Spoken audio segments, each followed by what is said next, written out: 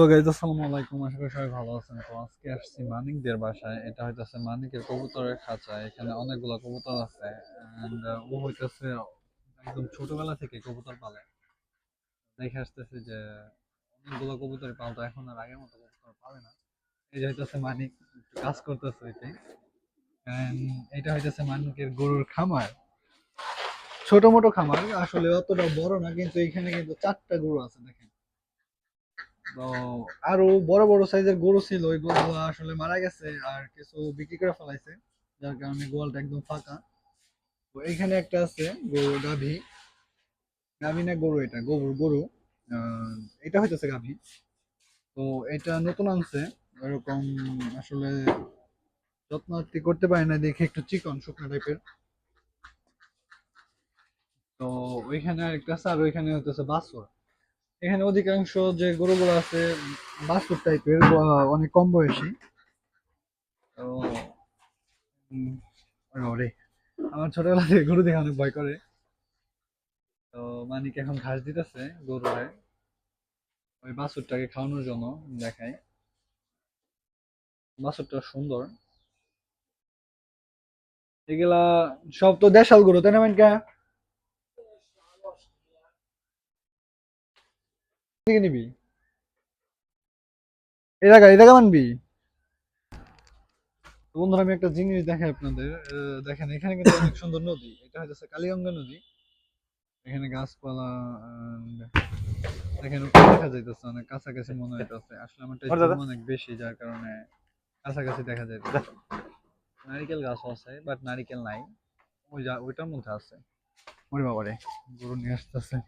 আরে কিছু গরু দেখে অনেক ভয় পাই। তো এটা কত পড়ছে রে মেনকা? এটা বাড়ির বাচ্চা আসলো। বাড়ির বাচ্চা আসলো? হুম, এর বয়স কত? কেবল 10 মাস গেল। 10 মাস? এর দাম যাইতে পারে কেমন কুরবানিতে, বাড়ির রোজারিতে বেচলে? এখন মোটামুটি 70-80। ভালো একটা অ্যামাউন্ট, 70 থেকে 80 হাজার টাকা দাম গরুটার। তো এটা কিন্তু বাচ্চা, এখনো পুরোপুরি বড় হয় নাই। যদি বড় হয় আরো বেশি দাম যায়। এগুলা প্রত্যেকটাই দেশাল, প্লাস হইতেছে অস্ট্রেলিয়ানও মনে হয়। আমি সঠিকভাবে জানি না, ওই সম্বন্ধে আসলে এরকম ধারণা নাই। পরের এই দুটা কি কিনছোস না?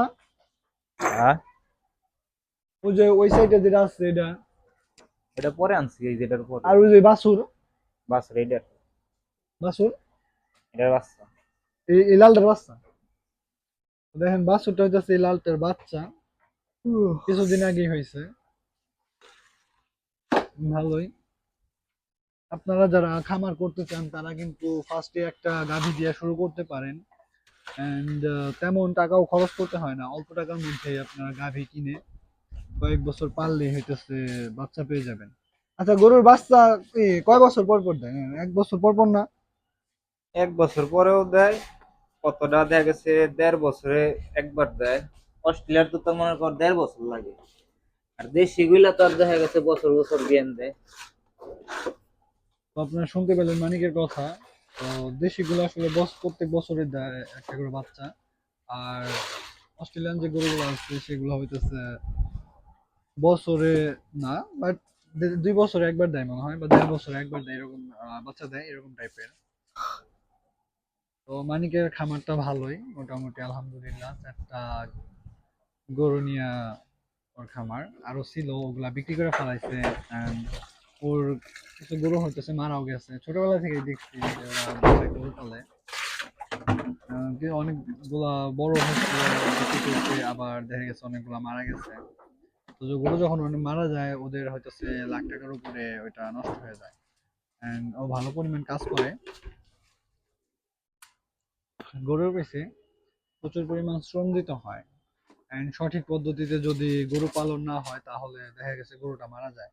তো এই জন্য যারা গরু পালবেন ফার্স্টে হইতেছে গরু সম্বন্ধে জানবেন, সবকিছু বুঝবেন, তারপরে গরুর লালন পালন করবেন।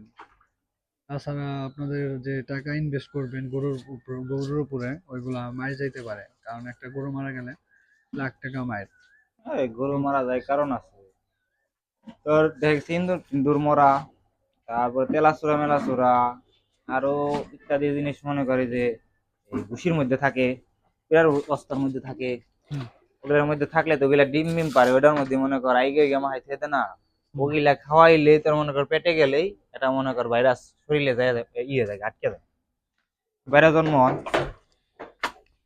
তো আপনার মানিকের কথা শুনলেন, এতে বোঝা যেতেছে যে আসলে কি কারণে গরু মারা যায় and কিভাবে গরু অসুস্থ হয়। আর একটা ভুসির বস্তার মধ্যে মনে কর ইন্দুর দিয়ে মইরা থাকলে তোর এটা পয়সা টিসে তো মনে কর অন্যরকম একটা ভাইরাস হয়ে যাবে না। ওইটা যদি আবার আইনা হাইরা গরুর খাওয়ায়, এমনিতেই তো মনে কর শরীরে একটা ব্যাকটেরিয়া জন্ম নিব। তো এটাই মূলত গরু মরার কারণ। এটাই তো ভাইরাস হয়, ভাইরাস ছাড়া তো কোনো জিনিস মরবো না, ভাইরাস ছাড়া বুঝছ নাই। হুম। একটা ভাইরাস জন্ম নেয় নতুন, আর একটা মনে কর গরুর থেকে অন্য গরুর মনে কর ছড়িয়ে যায়। তো এটাই মূলত গরু মরার কারণ। তো যারা গরু পালবেন একটু সাবধানে সবকিছু বিবেচনা করে গরু পালবেন। আশা করি আমার ভিডিওটা ভালো লাগছে। যদি ভিডিওটা ভালো লাগে অবশ্যই লাইক কমেন্ট এবং শেয়ার করবেন। আমাদের পেজটা ফলো করবেন, আমাদের ইউটিউব চ্যানেলটা সাবস্ক্রাইব করবেন। সবাইকে ধন্যবাদ।